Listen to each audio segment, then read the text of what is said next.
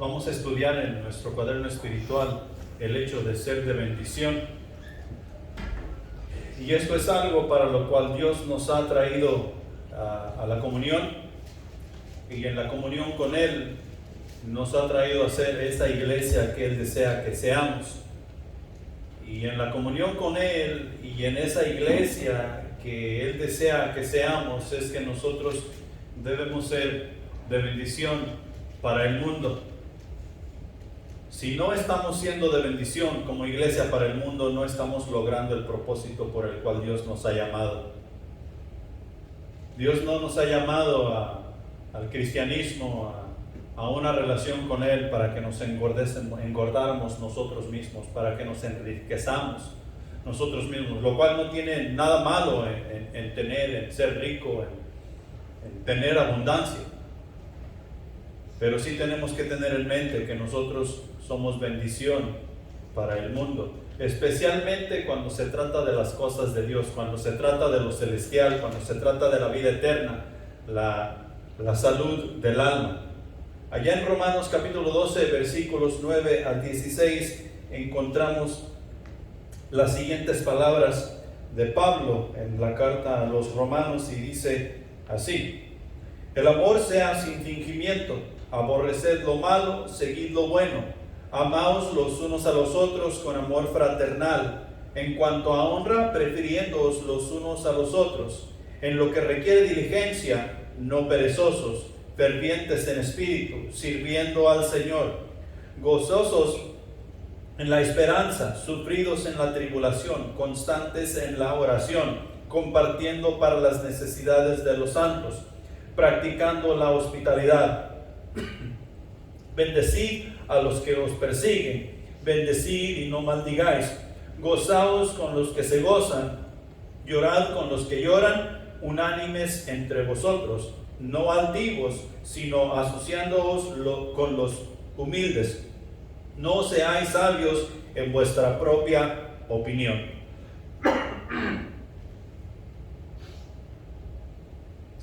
El creyente, o sea, nosotros, tenemos un compromiso con Dios.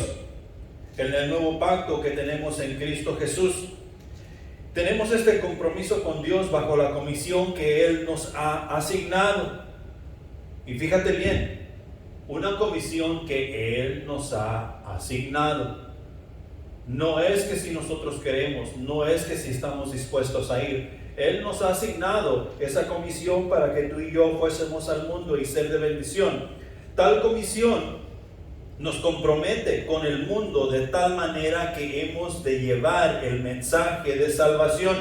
Estamos comprometidos con el mundo, pero no comprometidos con el mundo para sacar ventaja o para ayudarles en lo que ellos quieren hacer, sino que estamos comprometidos con el mundo para llevar la bendición de Dios a toda persona que escuche o pueda escuchar el Evangelio. Y cuando entramos en este asunto de escuchar o pueda escuchar, hay muchas personas que no van a querer escucharnos, pero sin embargo nos van a escuchar, porque a eso es que hemos sido mandados, a eso es que hemos sido comisionados. Hemos de bendecir al mundo aunque no lo pidan y no lo quieran, con la presencia de Dios. Es que tú y yo vamos a bendecir al mundo.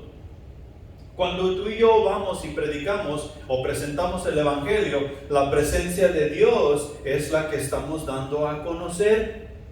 No estamos dando a conocer la iglesia, no estamos dando a conocer el pastor, ni los líderes de la iglesia, ni lo grandioso que la iglesia puede ser. El punto por el cual estamos yendo al mundo es para dar a conocer a Dios y su grandeza. Todo el tiempo.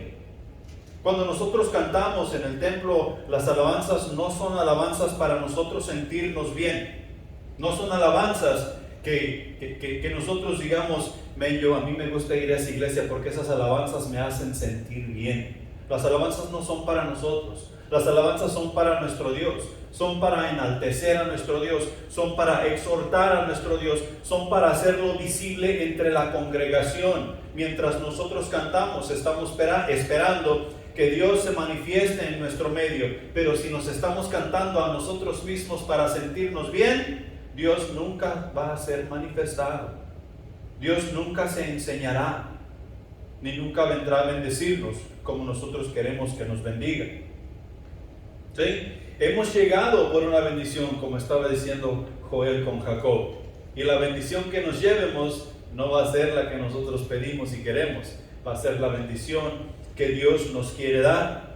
Entonces, aquí en Romanos, Pablo está diciéndole a la iglesia en Roma, o los romanos, que ellos deben tener cierto comportamiento para con los de afuera, cierto comportamiento para con los de adentro, y ellos deben tener cierto comportamiento para con Dios. Y esos principios no han cambiado mientras ha pasado el tiempo. Los mismos principios que podemos encontrar aquí en esta lectura que leímos siguen siendo los mismos principios para la iglesia. Las responsabilidades en cuanto de la iglesia para con el mundo no han cambiado ni cambiarán jamás. Siguen siendo los mismos. Y vamos a ver unos cuantos principios, unas cuantas cosas que aquí Pablo quiere que la iglesia siga practicando para que sea esa iglesia gloriosa por la cual Jesús vendrá en el futuro. Y para esto nos vamos al primer punto. Punto número 1. Todo nuestro deber para con los demás se resume en una palabra: amor. Todo nuestro deber para con los demás se resume en una palabra: amor. Y aquí está hablando desde mi punto de vista, por ejemplo, para con ustedes. Todo se resume en amor. Desde mi punto de vista, para con los no creyentes, también se resume en esa misma palabra: amor. Yo debo tener amor para con todo mundo, lo reciban o no lo reciban, lo quieran o no lo quieran. ¿Sí? Así como de esa manera es que Jesús vino y nos mostró. Y ese amor tú y yo lo vamos a demostrar o lo vamos a dar a conocer mientras vivimos la vida cristiana en este mundo, o sea, la vida en Cristo. El problema que muchos tenemos en la iglesia es que no sabemos qué es la vida en Cristo, porque miramos y oímos muchas cosas y muchas diferentes maneras de que en el cual el cristianismo se debe vivir. Entonces la pregunta que más viene a la mente es: ¿qué significa vivir la vida cristiana? Para comenzar, y vivir la vida cristiana es vivir una vida centrada en Cristo. La vida centrada en Cristo va a poner por obra lo que aprendemos acerca de Jesucristo y su evangelio. ¿Cuándo terminamos de estudiar el evangelio? Nunca. El evangelio siempre ha sido, siempre será y siempre seguirá siendo. Nunca nosotros vamos a terminar de aprender en cuanto al evangelio. Siempre tendremos algo nuevo que practicar. La vida en Cristo, o sea, una vida centrada en Cristo, va a seguir su ejemplo, o sea, el ejemplo de Jesús, y va a guardar sus mandamientos con exactitud. Y cuando digo con esa exactitud, es según nosotros vamos entendiendo la palabra de Dios. Porque la palabra de Dios no es toda revelada de un solo a nuestras mentes. Dijo Joel: quisiera que estudiáramos este versículo más a fondo. Podemos obtener algo hoy en cuanto al pasaje de Efesios que nos dio. Pero si nosotros lo estudiamos los siguientes 4 o 5 días de la semana y regresamos el viernes, cada uno vamos a tener algo nuevo que decir en cuanto a ese pasaje de Efesios, que Dios nos revelará.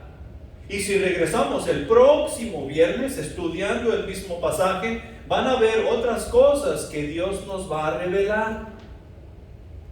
Y nosotros vamos a ir creciendo. Así mismamente los mandamientos de Dios.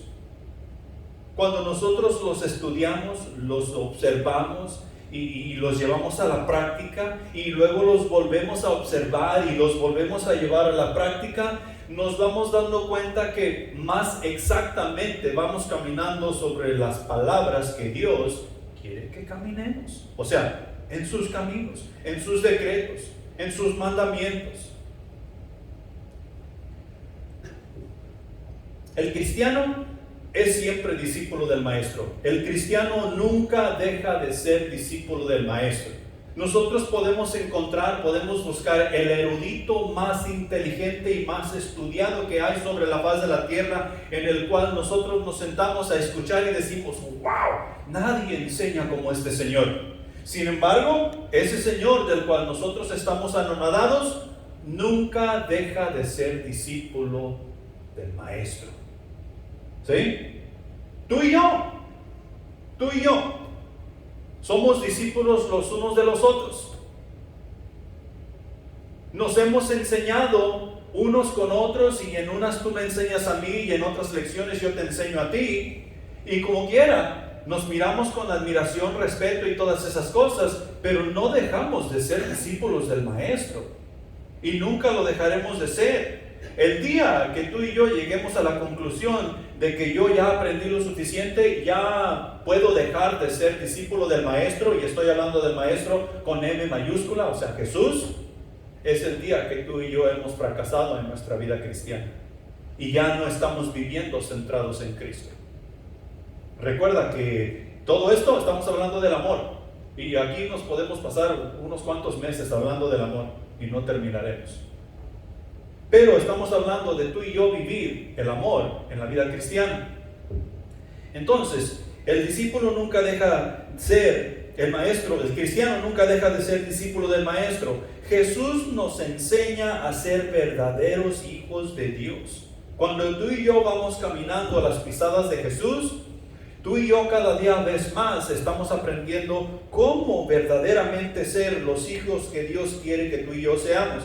El cristiano, con la esperanza en la vida en Cristo y su amor crucificado, llegan a ser sal de la tierra y luz del mundo. He ahí la bendición, tanto para nosotros como para aquellos que miran esa luz y que conocen ese sabor que nuestra vida en Cristo tiene.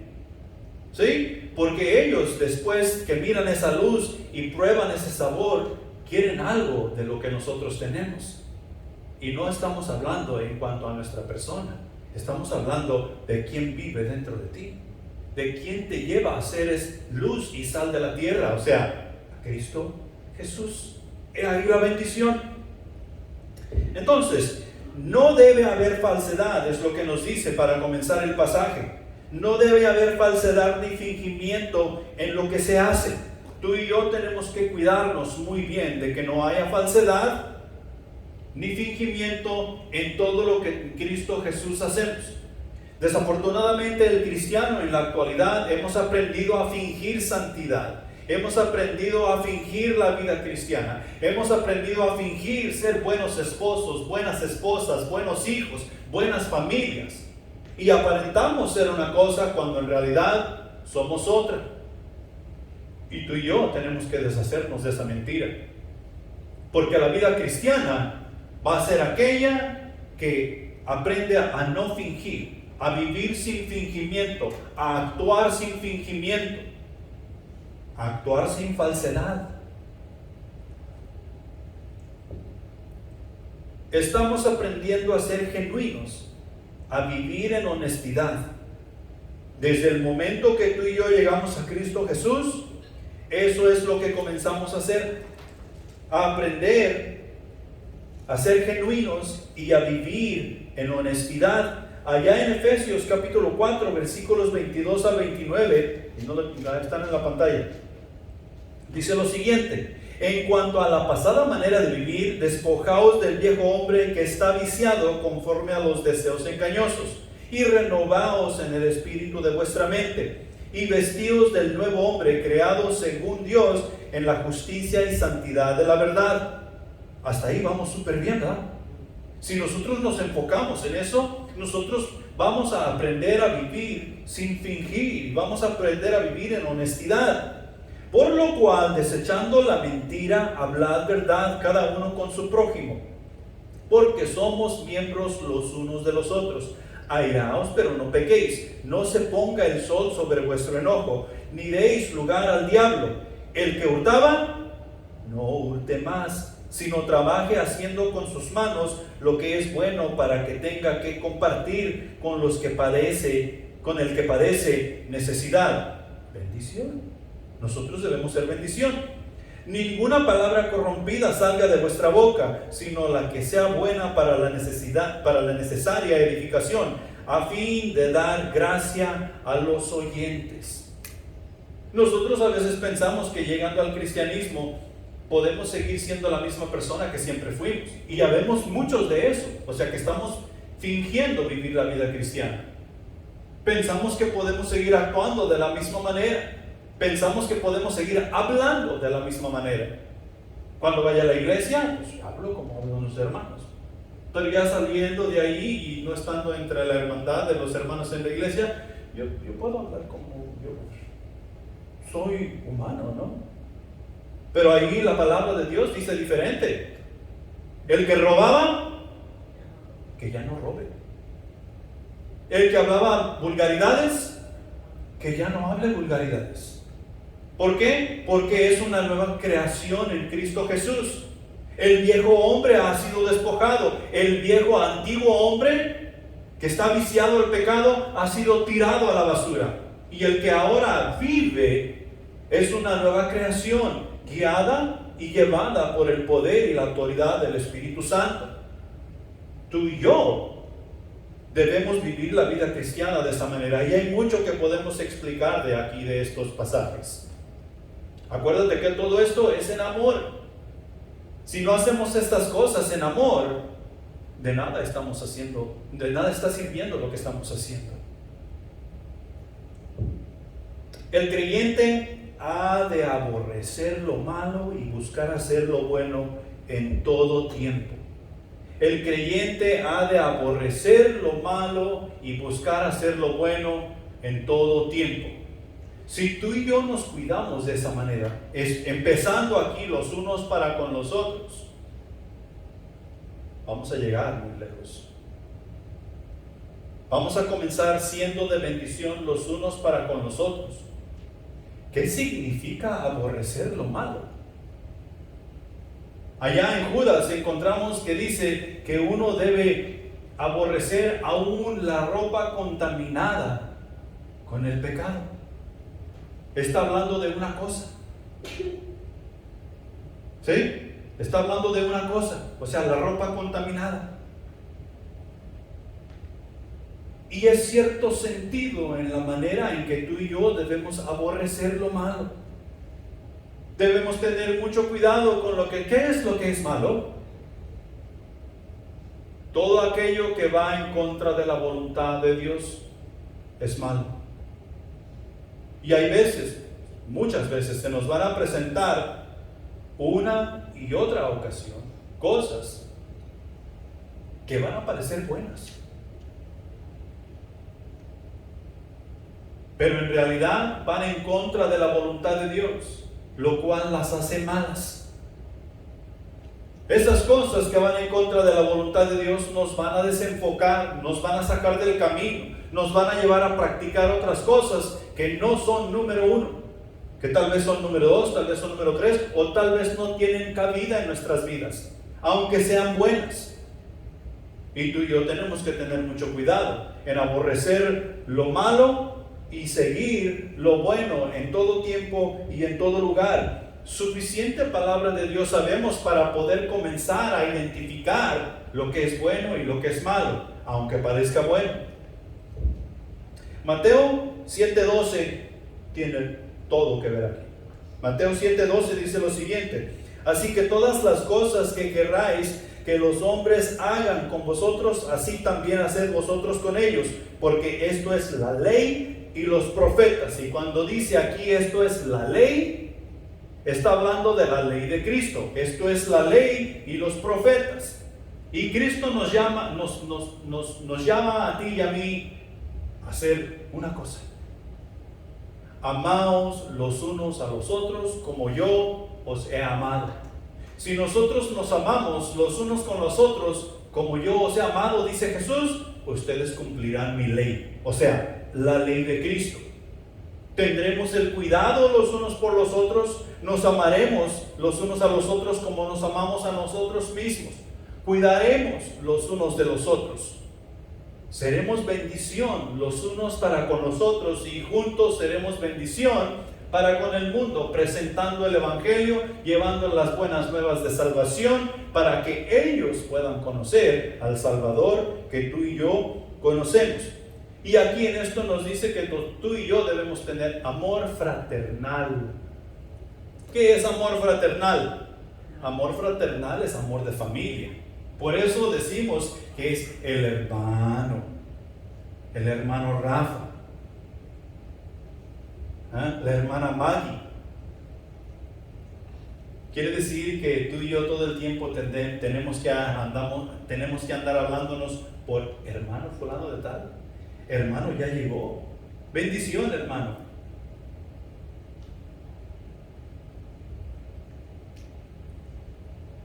¿Cuántas veces nosotros vemos en la palabra de Dios que dicen ahí en los evangelios, ahí viene el hermano Jesús? Va entrando el hermano Jesús. El hermano Jesús entró a Jerusalén montado en un pollín. ¿Verdad que no? ¿De dónde sacamos eso?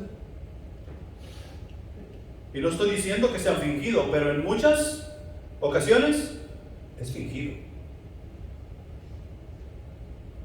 Andábamos el otro día en la tienda, allí comprando una madera, y comencé a hablar con un fulano de tal, y me estaba hablando normal, no estaba vulgar ni nada, pero estábamos teniendo una conversación,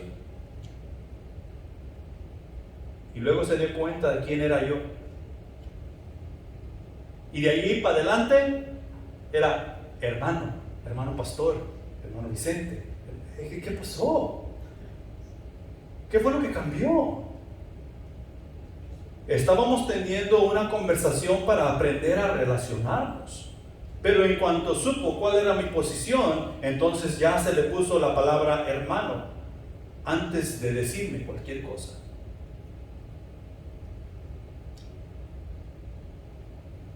Tú y yo tenemos una relación. Tú en tu casa con tus hijos y tu esposa, tú tienes una relación. Tus hijos, cuando te llaman a ti, no te dicen papá fulano de tal, por decir aquí, papá Jesús, papá Joel.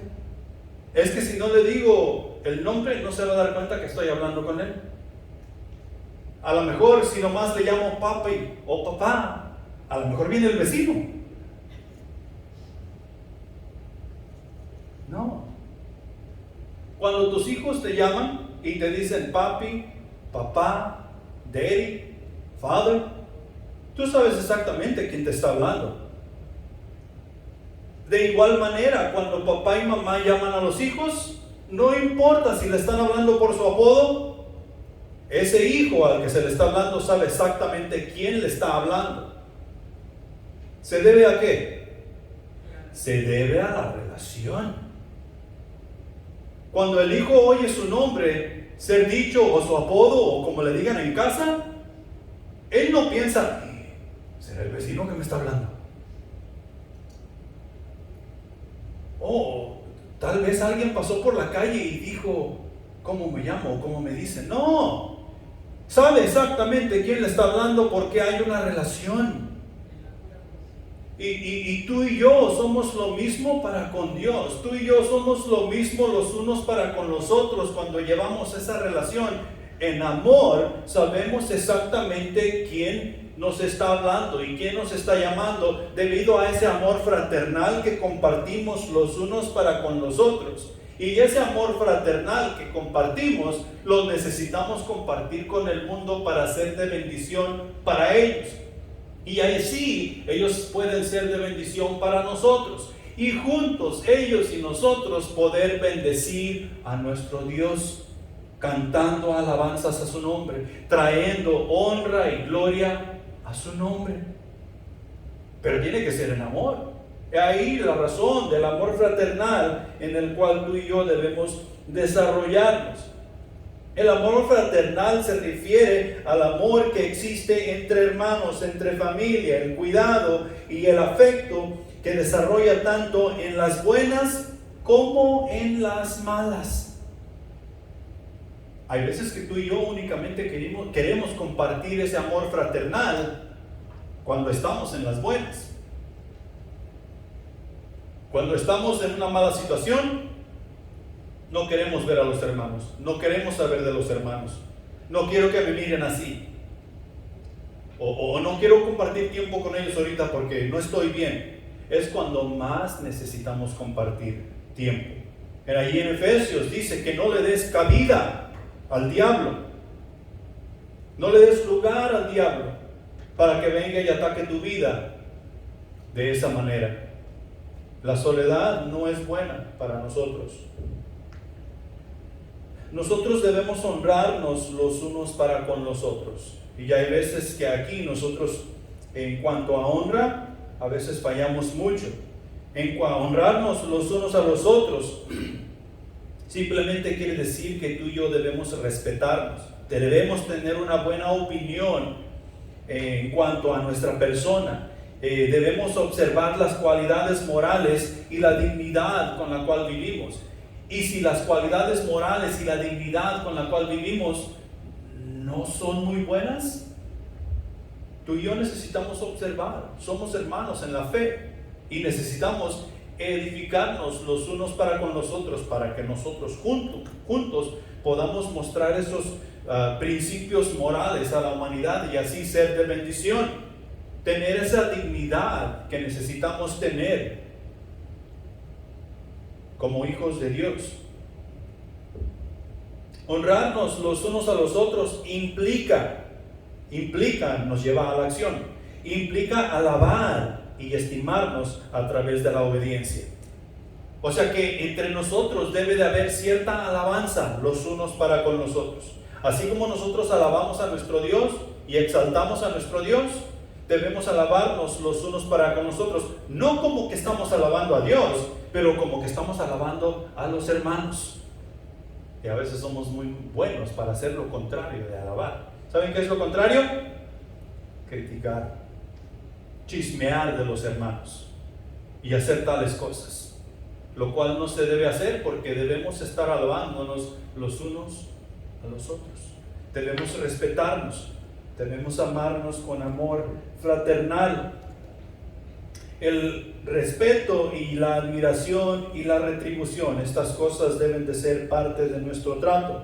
En resumen, para este punto, todo creyente hemos de cumplir con la ley de Cristo, la cual, al seguir al pie de la letra, por así decirlo, nos manda a estar a disposición los unos de los otros, o sea, a servirnos en amor y con amor, para poder llevar las cosas tal y como Dios dice.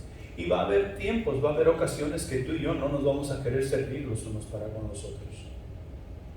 Tal vez en cuanto a actitud moral no vamos a estar de la mejor manera, pero eso no quiere decir que debemos dejar de ayudarnos los unos para con los otros. Debemos hacer todo lo contrario, ayudarnos para todos poder estar bien con nuestro Padre Celestial. Punto número 2. El cristiano ha de tener una buena voluntad completa. O sea que primeramente todo lo que nosotros hacemos se resume en amor. En segundo lugar, punto número 2, el cristiano ha de tener una buena voluntad completa, así como Jesús. Así como miramos actuar a los apóstoles de Hechos para adelante. Ellos tenían una buena voluntad completa. No andaban escogiendo a quién servir y a quién no, aquí sí y allá no. Escuchaban la voz de Dios, cómo debían hacer las cosas y dónde, y ellos iban y hacían. No importaba la situación ni la condición.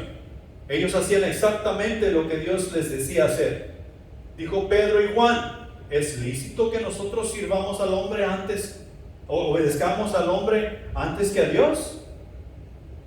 Estaba preguntando, y claro, la respuesta era clara: no vamos a hacer tal cosa. Nosotros vamos a hacer lo que Dios nos manda hacer, quieran ustedes o no. Y de eso es lo que está hablando, la buena voluntad completa.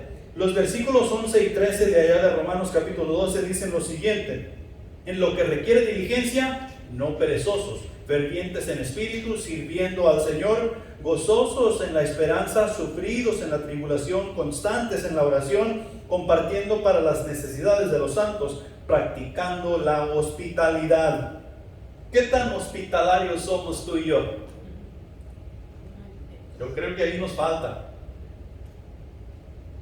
Ahí nos falta un poco de práctica en cuanto a la hospitalidad. Hoy en día, cuando alguien está tocando a nuestra puerta, nosotros no salimos a ver quién es. Nosotros sacamos nuestro teléfono y nos vamos ahí a las cámaras a ver quién está tocando a nuestra puerta. Y si quiero abrir esa puerta, de acuerdo a quien estoy viendo en mi teléfono que está a mi puerta, hago ruido. Y si no hago ruido, no abro. Tú y yo necesitamos practicar la hospitalidad. La hospitalidad es una manera de tú y yo poder mostrar ese amor fraternal, de tú y yo poder comunicar el mensaje. Es en mi casa que tú llegas y yo te estoy comunicando el mensaje. Es en tu casa que yo llego y tú me estás comunicando. O los problemas que a veces tenemos en casa que necesitan resolución.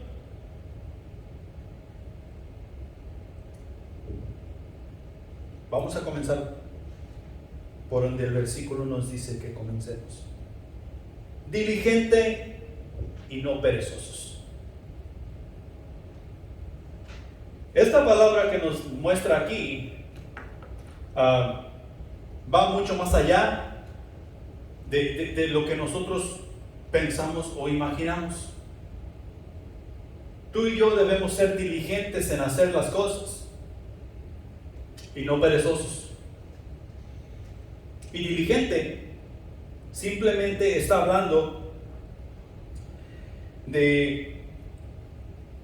nos está dando a entender que no perdamos el celo. Que no perdamos el celo. ¿Cómo te sientes tú cuando estás a la par de unas personas ahí y ellos están hablando mal de la iglesia y de Dios? Y habemos cristianos que dicen, no, al fin no están hablando de mí. No están hablando de mi iglesia. El Dios del cual ellos están hablando no es mi Dios.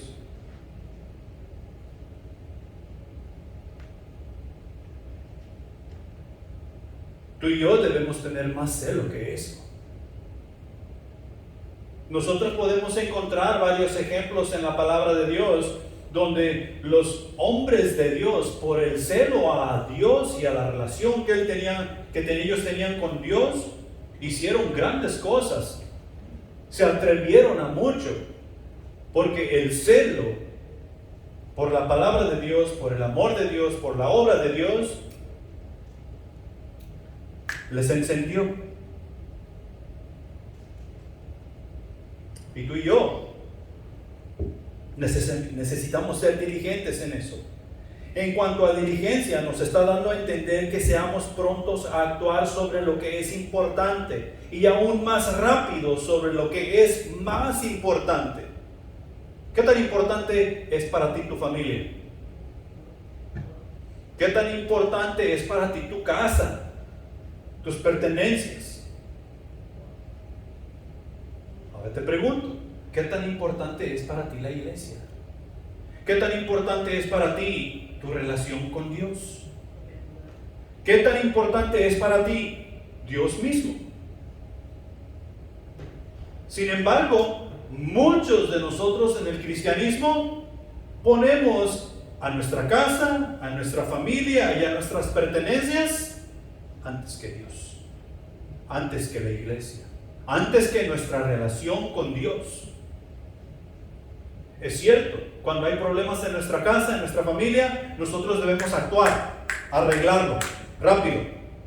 Pero cuando hay problemas en la relación que yo tengo con Dios, debe de ser aún más rápido.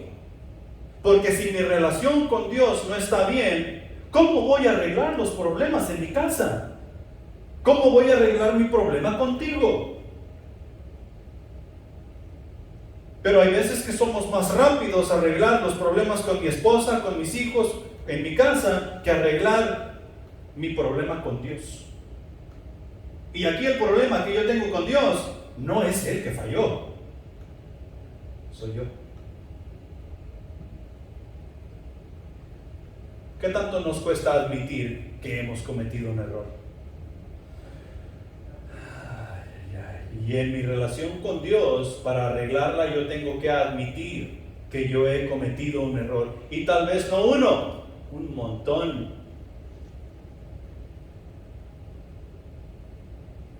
Y esto requiere diligencia, requiere acción pronta, ya, rápido, de rayo.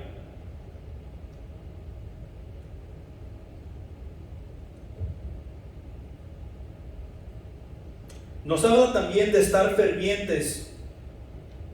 Y este asunto de estar fervientes es estar hirviendo, estar caliente, o sea, estar activo, o sea, en calor. No sé si ustedes alguna vez han tratado de hacer ejercicio o les han puesto una carrera. Y al llegar a hacer ejercicio, comienzan a levantar pesas, comienzan a hacer sentadillas, comienzan a correr sin hacer sus ejercicios de calentamiento, sin estirarse, sin hacer absolutamente nada. ¿Cómo les ha ido? ¿Por qué? Porque no quisieron calentar el cuerpo, no hicieron sus ejercicios de calentamiento. Mira, aquí en lo que hacemos con Dios es igual. ¿Cómo es que tú vas a evangelizar si no asistes normalmente a los servicios de celebración? ¿Cómo es que tú vas a ser un orador entre los oradores si no vienes al servicio de oración? ¿Cómo es que tú vas a edificar tus hermanos en el centro de acción si a veces no llegas? Y no quiere decir que no se puede hacer.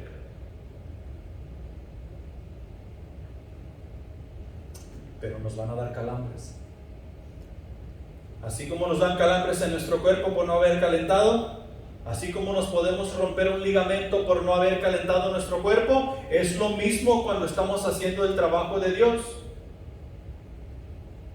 Tenemos que ser diligentes, pero para ser diligentes, nuestra relación con Dios debe estar hirviendo. Debe haber calentamiento. Tenemos que entrar en calor en nuestra relación con Dios. Y lo mismo se aplica en la relación que nosotros tenemos como iglesia. Los unos para con nosotros y la iglesia para con el mundo. ¿Cómo vamos a evangelizar si no hemos entrado en calor?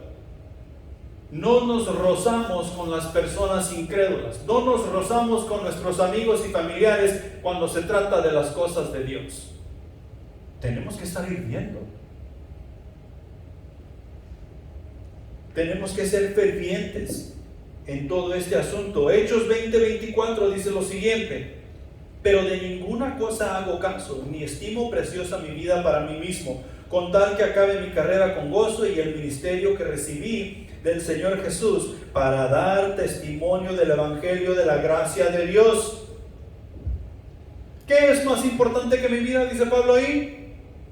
El ministerio que recibí del Señor Jesús. ¿Para qué? Para dar testimonio de la gracia de Dios. Es más importante que mi vida, dice Pablo. No estimo preciosa mi vida para mí mismo. ¿Qué tan preciada es la vida para ti? ¿Y qué tan preciado es lo que has recibido del Señor? Y lo que has recibido del Señor es para hacer bendición para tu prójimo. La pereza no tiene lugar en la vida cristiana, pues no hay momento en el cual no estamos en guerra. Aquí no hay lugar para la pereza. Nosotros podemos estar súper cansados, podemos estar súper agotados, pero cuando se trata de la obra del Señor, debemos tener diligencia, debemos estar prontos en todo tiempo y en todo lugar. ¿Cuándo descansa Dios? Y no me vas a decir que hoy, el séptimo día, o más bien hoy es el primer día. No. Jesús dice allá en el Evangelio: hey, mi Padre aún trabaja. ¿Qué estás haciendo tú reposando? ¿Y cuándo debemos trabajar tú y yo? No en la labor, en la obra de Dios. Todo el tiempo. Todo el tiempo. Todo el tiempo hay una necesidad que tú y yo podemos llenar. Todo el tiempo hay oportunidad para que tú y yo podamos ser de bendición, tanto los unos para con nosotros como para con el mundo. Nosotros debemos gozarnos en la esperanza. ¿De dónde viene el gozo? De Dios, únicamente de Dios. Nosotros hemos confundido el gozo con la felicidad, con la alegría y con estar bien. Y eso no tiene nada de gozo. El gozo viene de nosotros conocer a Dios, porque Él ya nos conoce. El gozo viene de nosotros tener esa comunión con Dios, de nosotros saber que Dios está cuidando de mí, y que cuando yo hablo, Él me oye, y cuando Él habla, yo le puedo oír. De ahí es donde viene el gozo en el cual tú y yo debemos estar y andar. Mira lo que dice Salmos, capítulo 30, versículo 11, y dice: has cambiado mi lamento en baile, desataste mi cilicio y me ceñiste de alegría. ¿Cuándo es que Dios hizo esto? Cuando nos salvó. Cuando sacó el pecado de nuestras vidas y nos dio su Espíritu Santo. Él convirtió nuestra tristeza ¿en qué? En baile. ¿Qué es lo opuesto? Nosotros no bailamos de tristeza. Nosotros bailamos de alegría. Es más, allá en el mundo antiguo, cuando nosotros estábamos enfermos, tristes y cabizbajos, y nos invitaban a un baile, ¿qué hacíamos? No, pues voy a ir al baile para alivianarme, y así a ver si sí me animo. No. Decía, no puedo, no me siento bien. Acá con Dios, Él ha quitado el pecado de nuestra vida. Él nos ha dado vida nueva. Él nos ha hecho todo nuevo, dice Jesús. Y eso ha convertido en alegría toda nuestra vida, sin importar cuántas tristezas pasen por nuestro corazón. Sigue siendo alegría, y eso es gozo. Gozo. Acuérdate de esto, porque todos vamos a pasar por ahí. Cuando estemos en nuestro lecho de muerte, ¿quién va a estar en tu mente en tu lecho de muerte? Por más dolor que tú tengas, por más que estés sufriendo, ¿quién va a estar en tu mente? Va a ser Dios. No va a haber preocupación. ¿A quién vas a ver tú enseguida? Bueno, si es que tienes una relación con Dios. Estamos hablando de la comunión con Dios, no me miren así. Si tenemos esa comunión con Dios, no va a haber ese problema. Nosotros vamos a estar hablando con Dios. Y hablando con Dios es que vamos a dejar este mundo.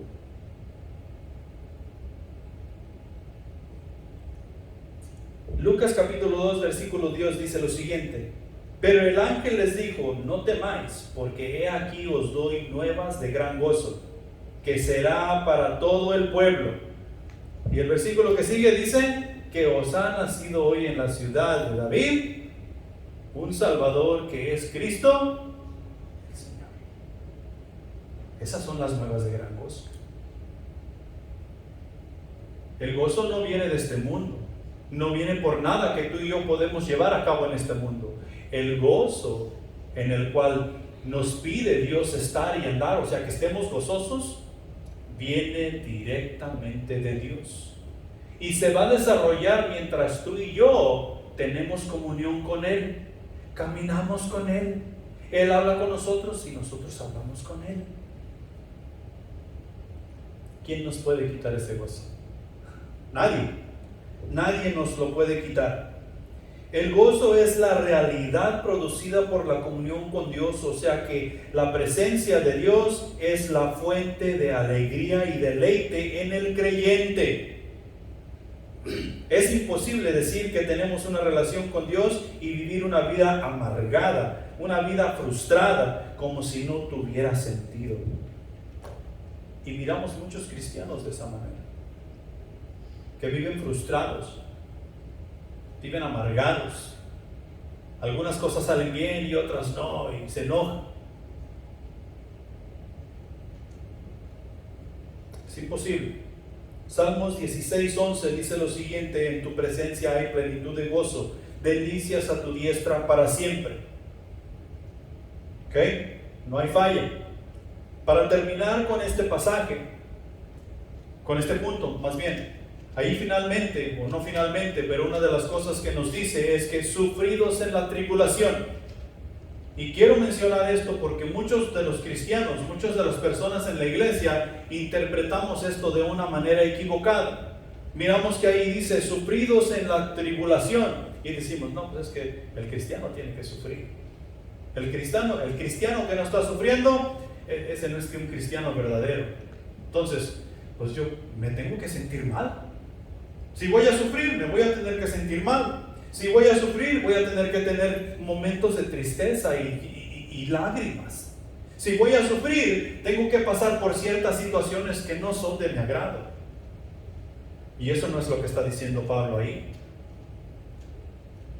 Lo que está diciendo Pablo es que nosotros tenemos que afirmarnos en la fe. Tenemos que agarrarnos de nuestra comunión con Dios.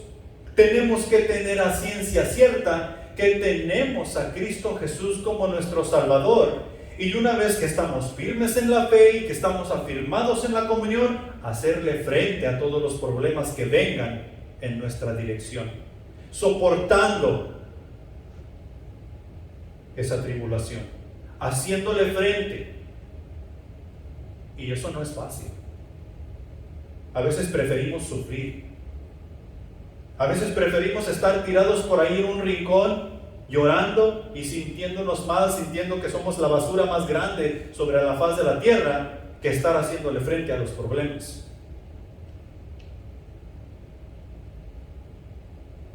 Lo que Pablo está diciendo aquí es que necesitamos ser diligentes en hacerle frente a los problemas, estar firmes en la fe como Dios nos ha mandado, porque ya somos vencedores. Él ya venció. Ya ganamos. No tenemos nada que perder. El Espíritu Santo ya vive dentro de mí. Es más, nos podemos atrever a decir lo que dijo Pablo: para mí el vivir y el morir es ganancia. Para mí el morir es ganancia. Haciéndole frente a todo lo que el diablo trae a mi vida. Claro, con Cristo Jesús en mí. No podemos atrevernos a hacerle frente a lo que el diablo trae a nuestras vidas sin Cristo Jesús. Eso sería una masacre. Y sí sería sufrimiento. Pero en Cristo Jesús no. Y mientras nosotros vivimos la vida cristiana o tratamos de vivir la vida cristiana siendo ejemplo, tú y yo vamos a tener muchas confrontaciones de eso. Pero acuérdate, afírmate en tu fe, mantén tu comunión con Dios, mantente en ese amor fraternal, pide ayuda a tus hermanos, testifica al mundo de quién tu Salvador es. Punto número 3. Nada está por debajo de nosotros sino el pecado. Nada está por debajo de nosotros sino el pecado.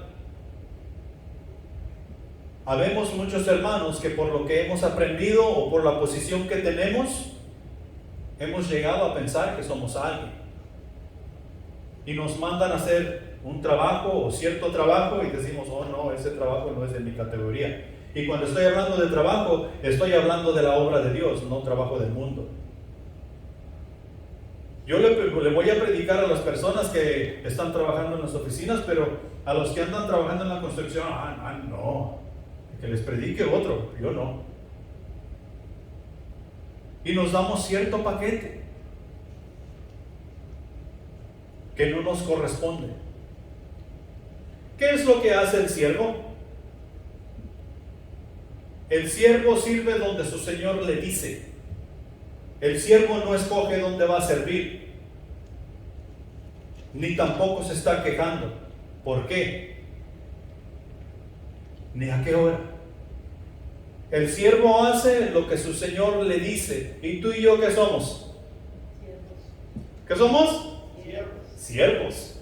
Somos siervos del Altísimo, somos siervos del Señor.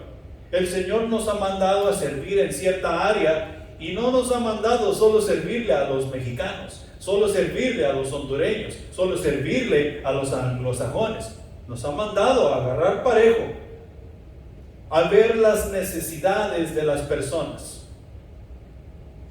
Y no está hablando de necesidades monetarias o necesidades de familia, primeramente está hablando de la necesidad espiritual.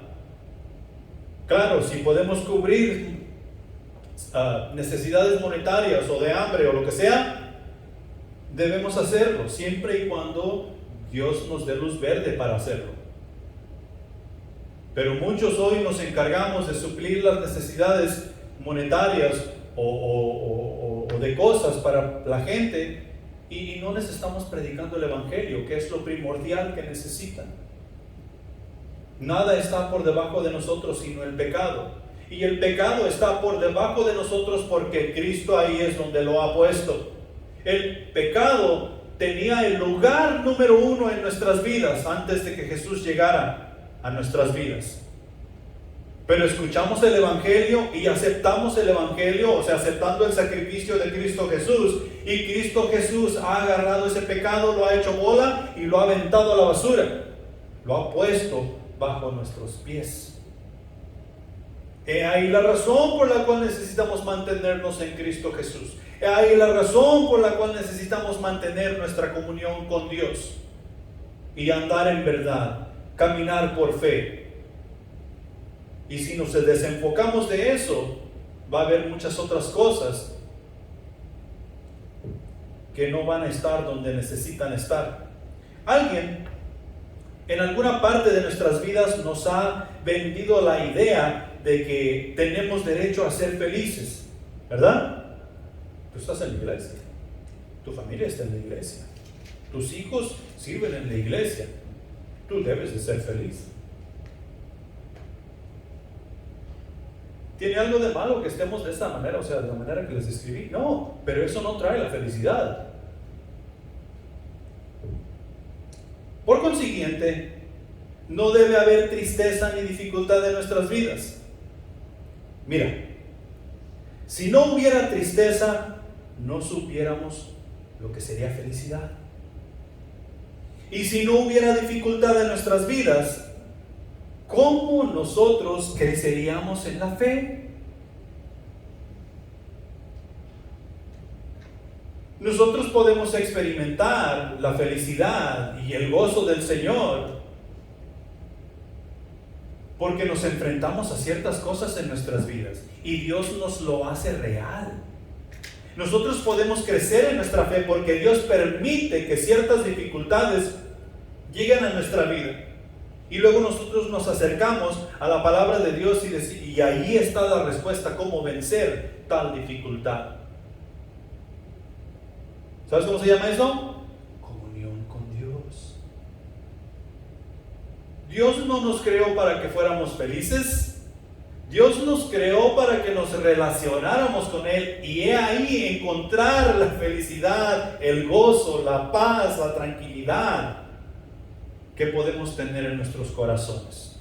Dios nos creó para relacionarnos con Él, no para que fuéramos felices.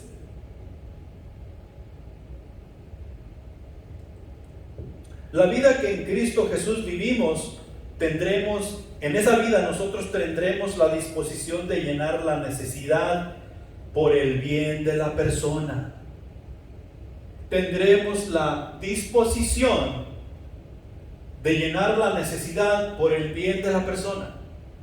No porque miras una necesidad, sino por el bien de ella. de esa persona. O sea que va a haber ocasiones que nosotros vamos a hacer cosas buenas que parecen malas. Cosas buenas que parecen malas. Por ejemplo, cuando José allá en el Antiguo Testamento, en Génesis, fue vendido como esclavo y llevado a Egipto, ¿qué fue lo que resultó de todo eso? Lo que resultó es que Israel fue mantenido vivo. O sea, Jacob y su familia pudieron sobrevivir la hambruna que en ese tiempo había y después ser llevados a la tierra prometida. Parecía una mala situación de que José estuviera siendo vendido en esclavitud y todo haberse perdido. Jacob pudo haber dicho, oh, man, si hubiera sabido la verdad, mi hijo fue vendido en esclavitud. ¿Y quién lo vendió? Mis otros hijos. Esta familia se ha tornado un desastre. Mas sin embargo, Dios, lo que nosotros miramos como malo, hizo una buenísima situación. Y lo mismo va a suceder en nuestras vidas. Tú y yo tenemos que bendecir por el bien de la persona, no simplemente por bendecir. La palabra nos dice que nosotros hemos de bendecir y no maldecir. Y ahí nosotros vamos a tener, o tenemos mucho problema con eso. Aquí lo que nos está diciendo es que nosotros debemos gozarnos con los que se gozan, llorar con los que lloran. O sea, que nosotros seamos unidos, no altivos, que nos asociemos con los humildes. Debemos bendecir y no maldecir. ¿A quién debemos maldecir? A todos. A todos. Hasta la persona que te maldició, que te maldijo a ti, claro, hasta esa persona. Hasta tus enemigos, claro, también a mis enemigos debo bendecir. ¿Por qué? Porque estoy gozoso. ¿A quién bendijo Jesús?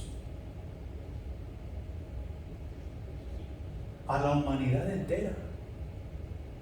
¿Lo quisieron recibir o no lo quisieron recibir? A los suyos vino y los suyos no le recibieron. Entonces Jesús retiró la bendición de ellos, ¿va? No, la bendición se quedó con la puerta abierta. Aún hoy en la actualidad, esas personas que rechazaron a Jesús, si hoy dicen, hoy, ¿sabes qué? Me equivoqué, me arrepiento. La bendición aún está a la disposición.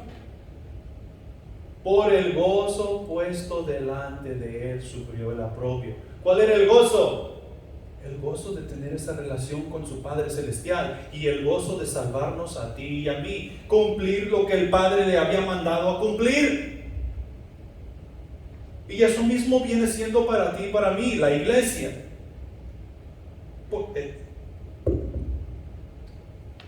Debemos gozarnos con los que se gozan y llorar con los que lloran. Debemos asociarnos con los humildes, no altivos. Tú y yo los unos para con los otros. Mira, ya para terminar con este punto. De todas las personas del mundo, los cristianos deben ser maestros en lo que a empatía se refiere. Pablo les ordena a los que están en Cristo que se sometan los unos a los otros, incluso en sus emociones. Incluso en sus emociones. Nada comunica el amor sincero y la preocupación por otra persona con más fuerza que reconocer y unirnos durante sus altibajos. O sea, cuando estamos en las buenas, cuando estamos en las malas. Tú y yo es que el amor de Dios nos va a hacer más visible, nos va a hacer más palpable. Y verdaderamente vamos a conocer lo que es ser hermanos en Cristo. Tú y yo debemos ser los expertos en esto para con el mundo. Y ellos pueden venir a experimentar tales cosas con nosotros y nosotros con ellos.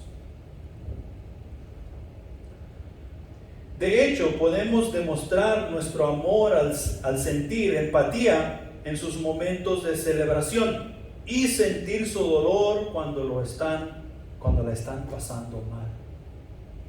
Cuando allá les comenté que a los varones que mi vecino falleció, y no era una persona con la que yo me comunicaba. Es más, su perro llegó a hacerme desastres en mi casa y yo su perro lo corrí. No le alcancé a pegar porque corrió muy fuerte. Pero era una persona a quien yo le saludaba y cruzamos unas cuantas palabras, y de un día para otro me dicen que falleció, y se siente ahí algo como que no alcancé a hacer algo que tal vez necesitaba hacer. Como que esas personas hoy necesitan de mi consuelo y tal vez de mi palabra. Y no es que tenga una relación con ellos. Ahora imagínate las personas que tenemos una relación los unos para con los otros. El amor de Cristo es que tú y yo debemos estar comunicándonos y dejar todos los defectos y todas las fallas que los unos en los otros podemos ver. Necesitamos enfocarnos en lo que sí podemos sacar provecho.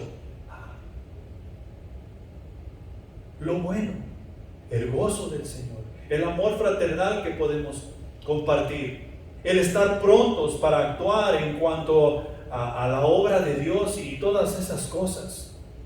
Porque esto es lo que la iglesia debemos estar haciendo. Y si nos enfocamos en eso, yo allá les mencioné, y esto es algo que les confieso hoy, yo pienso que hemos perdido nuestro primer amor.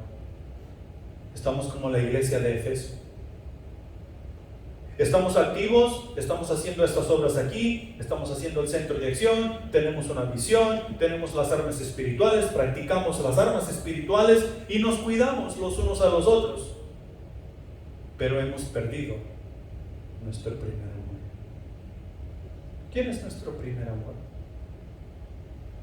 Cristo Jesús. ¿Qué nos manda hacer Cristo Jesús? Llevar la salvación a las naciones, o sea, predicar el Evangelio. Y cuando dice predicar el Evangelio, no está hablando de predicarnos el Evangelio nosotros los unos con los otros. Está hablando de presentar el mensaje de salvación al que no cree, al incrédulo, a tu vecino, a tu hermano o tu hermana en la carne que no conocen de Cristo Jesús. Tal vez tus hijos. Para algunos de nosotros, nuestros esposos, esposas, nuestros familiares que viven lejos y todo eso. Y no es que no sepamos, sino simplemente que necesitamos activar ese primer amor.